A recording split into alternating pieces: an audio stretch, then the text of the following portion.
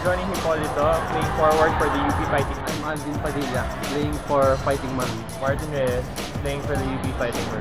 I'm Rudico, playing for the University of the Philippines. Brain. I believe is that beauty is only temporary, and the personality and how a person thinks is what can help him or her in the future. And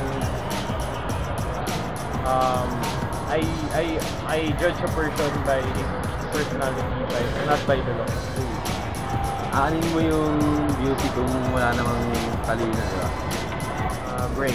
Kasi okay lang kahit hindi kailangan ng beauty eh.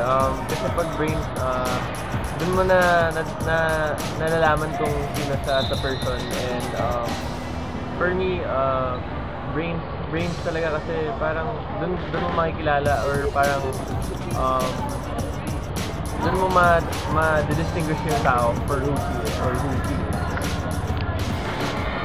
I'd pick both, but just for the sake of the interview, brain. Because I believe that it's more important what's inside than what's outside. Killer bicep. Kasi yun na-expose din. So, ano ba hindi ko naman sabi.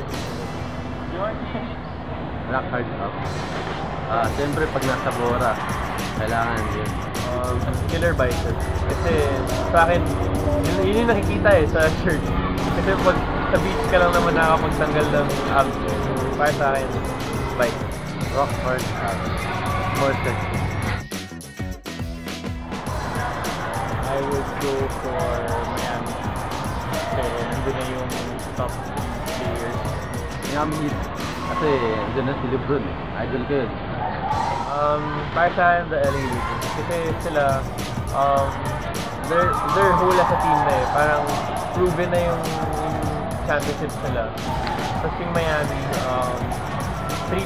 three powerhouse players nga. Pero, yun nga, this season matetesting kung kakayanin ba nila all yung Lakers. Miami Heat. I love the underdog.